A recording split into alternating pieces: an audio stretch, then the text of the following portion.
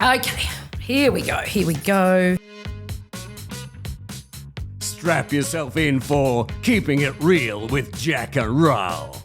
Hey, welcome back to Keeping It Real with Jack and Rahl. I'm Jack and she's... Wow. Gabrielle Dolan, Jack Phillips. Just in case you wonder who we are. Dolan Phillips. Yeah. Phillips Dolan. What does Dolan rhyme with? Colon. Full of? Shit. Boom, boom. Love it. Hey, surprise and delight. Yes. Two great words, eh? It is. So I'm looking forward to this episode. Me too.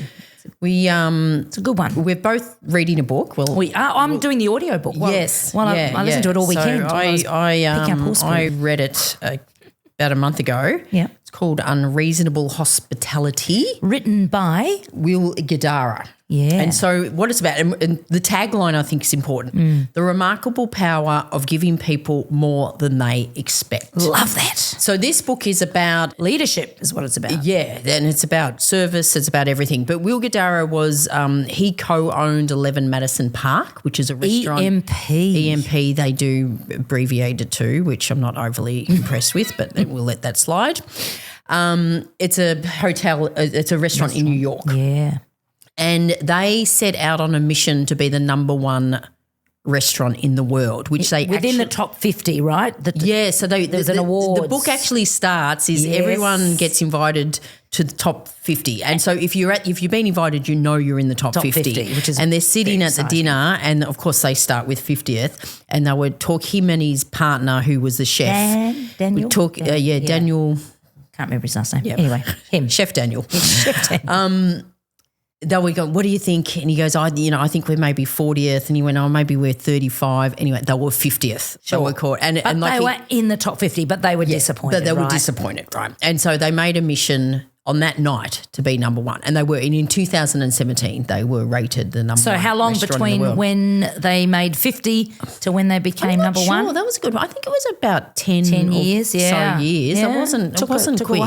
It wasn't quick. But what I loved about the book is there was many things I loved about it, but one in particular was he talked about legend. They create legends, and what it is that they create an unbelievable experience that they started to call legends. Yeah. And they actually started to systematize this process, which I think is a really cool thing too. It was like you can actually systematize great experiences. But what he said about these legends is if you deliver exceptional, more than what it's expected, people will share that story for the rest of their lives. Talk about it and do your marketing for you. Yeah, and so they just talk about stories. So it's about how you go about creating these experiences. And this book, so I said it's about leadership. You said it's about hospitality and many other things. It's also about creativity, right? Yeah. It's awesome. It really is a great read or a great listen, depending on how you like to learn. Well, I listened to it and I loved it so much I actually bought the book, bought the hardcover. Yeah, I get that. I read an article about 11 Madison Park, and it would have been, I'm just going to do my math now, 3.5, 5, 6 years ago. Okay, so pre-COVID. Yeah, so probably when they were number one. They were number one. And I read this article and it blew me away, and I shared it with some CEOs that I was doing some work with, because it was about taking experience to the next level. And what really, I guess, excited me or interested me was it was actually about the psychology of others. So they would go to an awful lot of extent when you rang to make the booking, or if you booked online, which you could still do back then, to find out a few things about you, of which you had no idea why, right? But these questions weren't, deep personal questions, so you didn't sort of say, why do you need to know that? But they were very, very clever, like, is there a special occasion that you're celebrating at the restaurant? And is there anything else you'd like to tell us that has led you here? Yes. It was going that little bit deeper again. Yeah. And there was this amazing story, which, and I know you've been, and I've got a friend who's also been as well, so we'll talk about that. But this particular couple, he was retiring from a very long and successful career, and they had had some hardship. I think they'd lost a grandson. So life had been pretty sad. Anyway, they turned up at the restaurant celebrating his retirement, And there was something, he loved playing golf. That was what it was. And so what they did in between courses was they set up a golf course on the rooftop, and one of the courses was served after a round of golf. But there was something else, and I've forgotten it now, but I remember thinking back then, that is genius. Yeah. Really, really clever. Something quite simple, but it was organised very quickly and was able to be created. Yeah. So I did, after reading the book, I did go. So this was back in May when I was in New York, and we went to 11 Madison Park. Vegan restaurant now? It is now a vegan restaurant. That in itself is amazing. And you got to book and fully pay, no refund. I love that payment experience. That's another. You just thing I wanna choose talk whether about. you're having like a 4, 6 or 10, degustation Is menu. it incredibly expensive? It is incredibly expensive? Well, no, not really, but it is expensive. You're paying for something special. So I went and I'd read the book, and so I had very high expectations, extremely high expectations. But I want to tell you, just picking up on what, that story about the golf. So first of all, they do ask you, is it for a special occasion? And I said no. And then is there anything else that we could do to make your experience better? And I said no, so I didn't. No, you gave them nothing. I gave him nothing. And you still were impressed, right? I was still impressed. I tell you what happened, which blew my mind, is so the food was amazing, right? Yep. The food was amazing. And you're not vegan and you're not vegetarian. You like but meat. The food was absolutely amazing.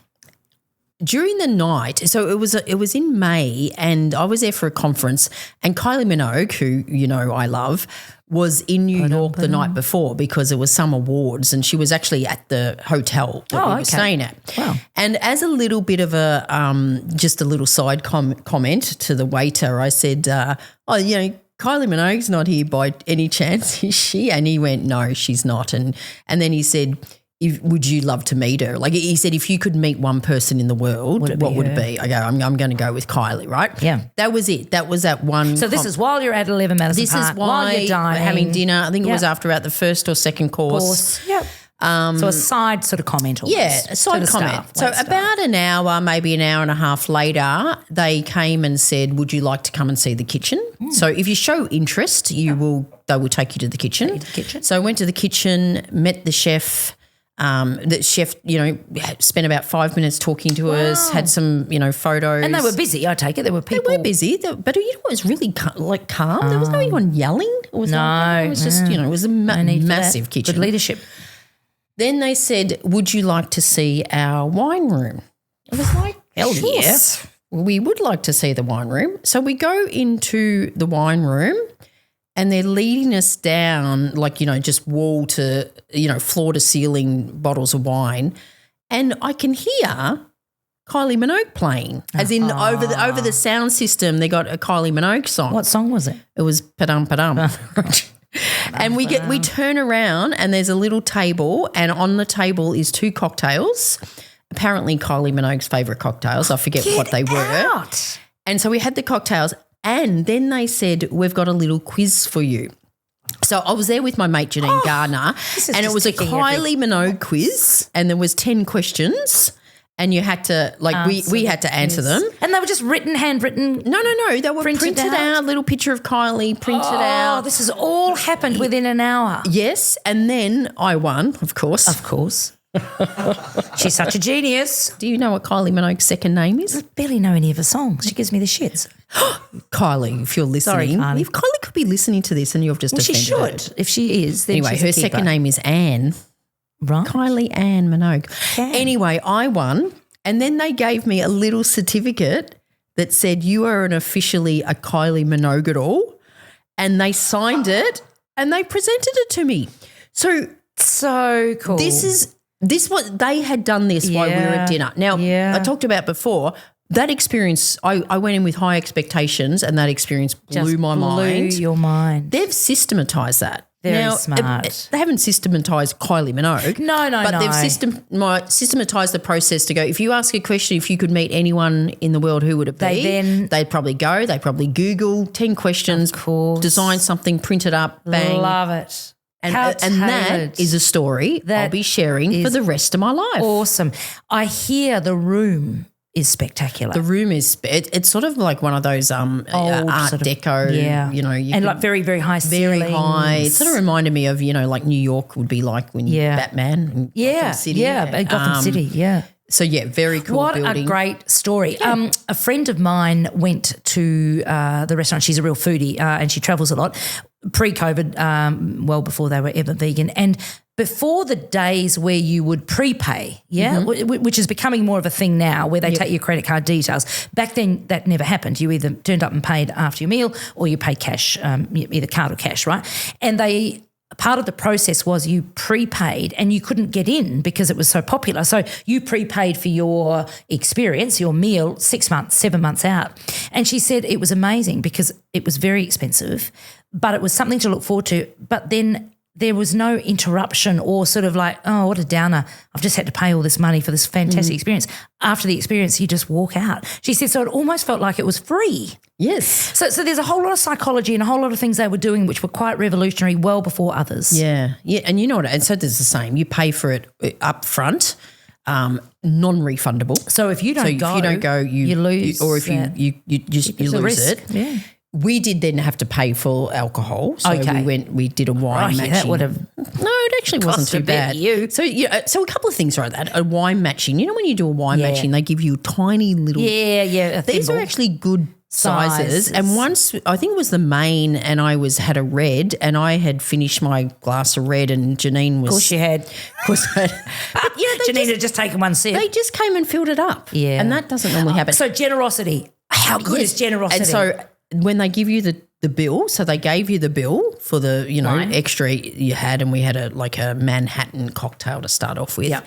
They come out, they give you the bill. They brought out an after dinner drink. Aperitif. And in a little bottle, like a bottle, like a fairly sized beautiful bottle. They poured us both a drink. Was it a cocktail? No, it was like a little, soda.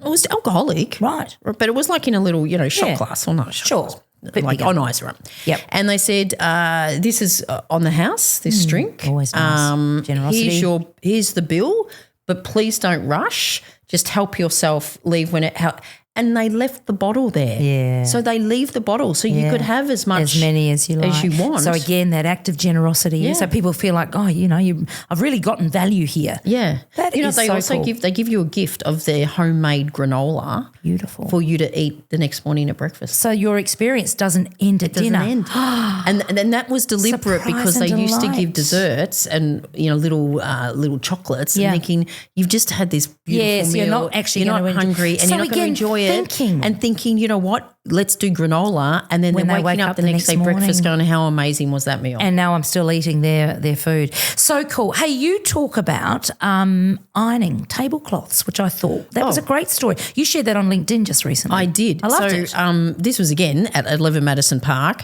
We had an early sitting, so people leave. And what I noticed is you sat down, it's fine dining, so there's a white linen crisp tablecloth and you'd expect it to be crisp and ironed. But when they reset the tables, they've put on this tablecloth and they come out and they iron it at the table with one of those. So this could be next to you. This is next to me, and it's one of those, old cast iron type things of presses, and they're doing this beautiful motion. And so that's all the theatre. It's all the theatre, and it was such pride. And late when I was saying to Janine, I go, I wonder why they do that, because they could just press that out the back. And they're not doing it for people who are sitting down at the table, because you don't see this until you arrive. What they're doing is other people around you. And like you're sort of going, we've just had the best experience, and you just go, they leave nothing to, very cool. And the passion they showed. So again, stories I've shared on LinkedIn, stories I shared on my newsletters, stories I'll be talking about for the rest. of my life. What's the name of the book again? It's called Unreasonable Hospitality, And again, the tagline I think is important, the remarkable power of giving people more than they expect. And it's not just about hospitality. No, it's much more than that. I hope much more than that. keepers, if you're listening to this going, well, I don't run a restaurant, it doesn't apply to me. No. This is much more. It's about leadership, creativity, self-awareness. Any relationship. Like going the extra mile. How could you surprise and delight someone? Or others, exactly it's like, right. and it could be your team. And why is it worth doing it? Because it's creating a beautiful experience. It's making people feel memorable, making people feel different. What's the Maya Angelou? Yes, it doesn't matter what you say. It doesn't matter what you do. People will always remember how you made them feel. And isn't that true? When you think about that in a negative sense, so if somebody's made you feel shit, you never forget that. No. Ever. Yeah, if somebody makes you feel good, you never forget that either. Absolutely. And there's a good chance you'll want more of that and less of feeling shit. Yeah. So it's a great philosophy, really. Yeah. So let's talk about a few ways you can bring this into your day-to-day life, do you think? I know for me, one of our sort of values is to be easy to deal with. Yeah. And one of that is... I'm pleased you said to deal with, not just easy. Rude. Cheeky Accurate. bugger. How many fiancés in 2 minutes? So rude. I know. I could be still traumatised how am I by that. making you feel? you love it. I do love Attention seeker. Respond to clients or respond to any email within at least 12 hours. At least 12 hours. Like that. 24 hours at the most, and that might just be because it's come in overnight. You've got no idea the amount of people that when I respond or Elise responds goes, thank you so much for getting back to me. It is like to the point where I go, does no one else do this? Well, not enough. So I might respond 2 hours and people say, you were so quick coming back to me. I think, like 2 hours? Yes. Obviously I was busy and I needed to think about whatever. But no, that tells me they are not doing it. Think about people that go for job interviews who never hear a thing. Yeah, well, that's just rude. So rude and so disrespectful. So what does that do when it comes to that brand? Yes, so you go for a job interview with somebody, they don't bother ever giving you any sort of, you are unsuccessful, here's why, you get nothing. Straight away your connection to that brand says, those people aren't very professional. Glad I didn't get the job. They made me feel a bit shit. Yeah. Unlike people that are replying very quickly, responding. So the surprise and delight I get when I'm coaching is, oh my goodness, Jack, I didn't get the job, but they came back to me and gave me some feedback. Yes. I'm so impressed. So whilst they didn't get the job and they were disappointed, they were still so impressed with the brand or the organisation. How you can surprise and delight? Actually by just doing what you say you're going to do. Yeah. Be consistent. And that shouldn't be a surprise. But it is today, sadly. A surprise. It is service, right? Customer service. Just coming back to Unreasonable Hospitality. Yeah. How else could you do it in a business sense or a work sense? Create a culture of gratitude. Or appreciation. Yeah. Leaders that don't thank people. Yeah. Gee, Raoul, it was great how you did that presentation. I really enjoyed learning about that. Gee, that was really kind of you to pick up that extra work on behalf of Tracy, who's unwell. Yeah. A culture of appreciation. Don't expect people to do stuff for nothing, even though we will and we do, to be appreciated. And in fact, there was some research on this, and I don't have it on me at the moment, so don't quote me, but there is actually, if you sat some people down and said, okay, in the list of things that you would like to get on a regular basis from your workplace, a salary increase wasn't number one. I think it was number two. Yeah. But it was to be appreciated. Yeah. Not hard. It's not hard, but so many people go, well, it's just their job. Like they're doing their job. But it's like, fine, I know they're doing their job. Think a bit more broadly than that, fools. You know, if you want loyalty, if you want them to go over and above, then pay people attention and say thank you. Yeah. Compliment them. Absolutely. I think it's a good one. I think one of the ways you can do a surprise and delight is the unexpected gift. And it doesn't have to be expensive, but it could just be, it could be, you know what, you could give someone, take the afternoon off because you've been working really hard, stuff like that. I did one of the keynotes I did the other week when I was in Arizona was with Pinnacle Global Network, and Alison Maslin. She runs a company that helps people grow their business, and she was talking about the unexpected gifts and being very personalised. And she spoke about one where she got a client a bottle of perfume from Tiffany. Beautiful. But you could get the perfume in grey. Personalised. And it was just like, that is, How and it's special. it probably only cost an extra special. $10 or $20 to get it in grey. How special. Yeah. My beautiful sister-in-law was working with an organisation, and they do shampoos, conditioners and home, fragrances and dishwashing things, and she's in real estate, so she uses this brand and puts them in the homes of people or apartments that people have bought. And so she organised some dog shampoo for Django and had it. He's got his name on the bottle, and it smells cute. beautiful. And the brand is Somic, so a call out to Somic and a call out to Jasmine Wright. But again, it was such a lovely. It arrived in the mail. She'd been to stay with us. She lives in Perth. A week or two later, we get this dog shampoo, and I think of her every time we wash him in winter. That's a bit. Yeah. So on one of the things I often give to my clients who I've been working with, and they might go off on maternity leave or they've had their partner's had a baby or whatever.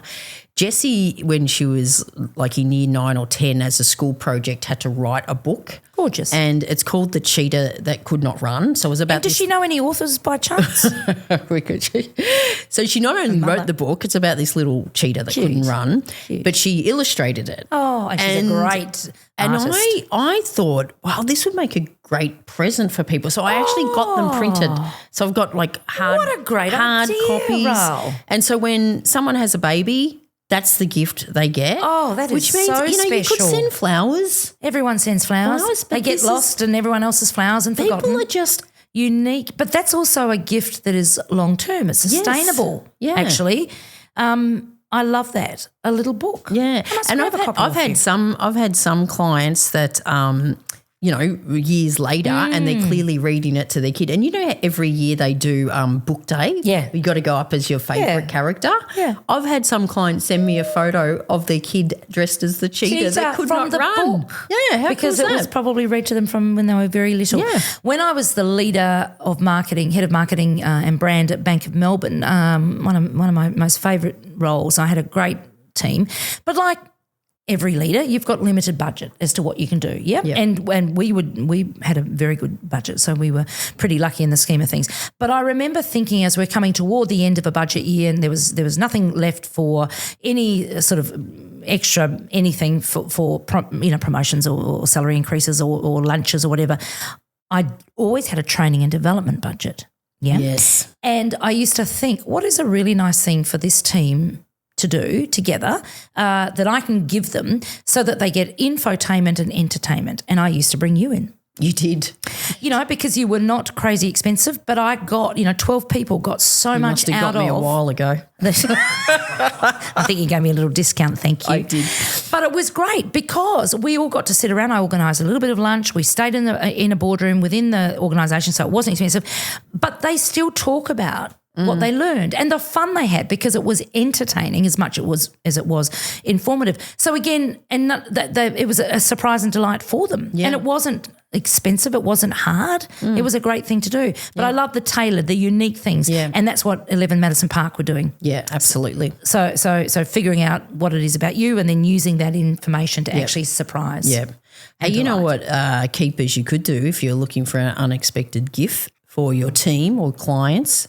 Hire us? You could get them. Well, you could hire us. We could come in and do a little live gig. Oh, that'd be fun. Or if you don't have that in your budget, what about buying some Wild Duck Creek Estate wine? Genius. And getting – so, again, we're talking a win-win-win.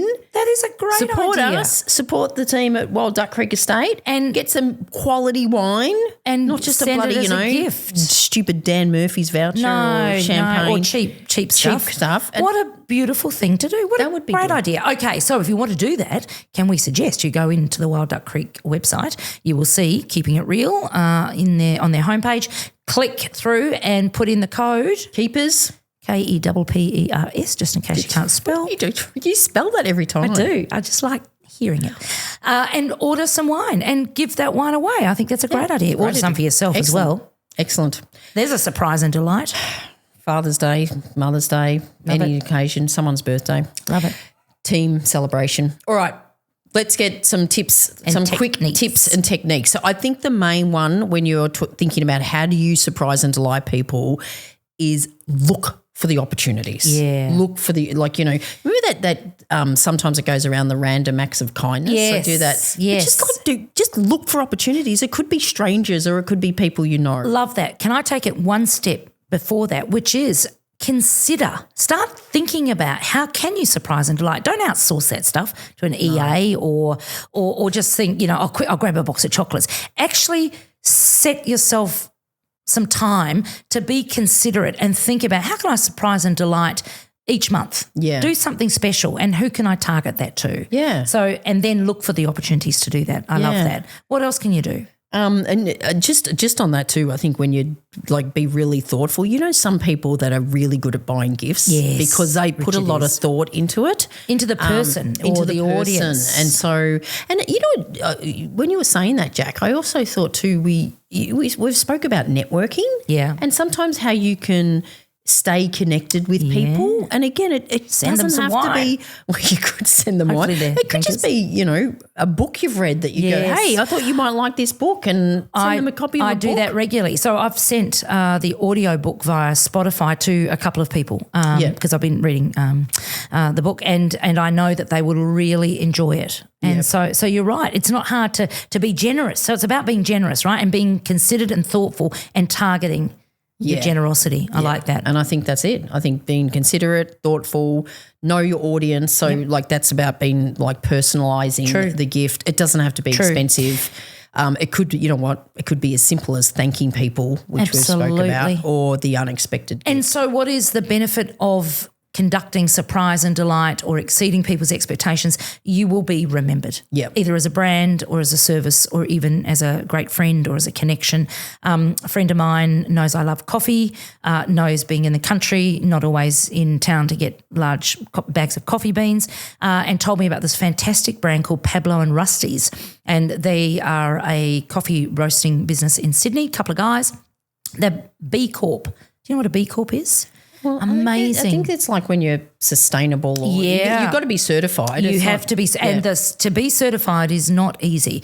So to be a B Corp means you demonstrate a commitment to social and environmental impact, and you have high standards of accountability and transparency. So this is one of the very few or first coffee roasters that is a B Corp in Australia. They're also carbon neutral certified. Right, so they take this stuff really seriously. But do you know what's even better than all of that for me, because this is about me, is I've got a coffee subscription. So I get beans delivered every 2 weeks on an ongoing subscription. It is not expensive and the experience has been fabulous. And so, of course, I've shared that with so many people. Yeah. And they're not even our sponsors. No, they should be. Pablo and Rusty's. Get on board. Both Rael and I drink a lot of coffee. But again, an lot example of coffee, a lot of wine. Of a brand I'm happy to talk about. You're happy to hear about them, like 11 Madison Park and Unreasonable Hospitality. If you surprise and delight, I can tell you it will pay off. Absolutely. All right. Well, I hope this episode has been both a surprise and a delight. You're always a delight. See what I did there? You're always a delight too. As usual, don't forget to give us a 5-star rating if you like this and share with others. That's the best support you can give us, as well as buying some wine from our lovely sponsors. But until next time, we will speak to you then. Bye.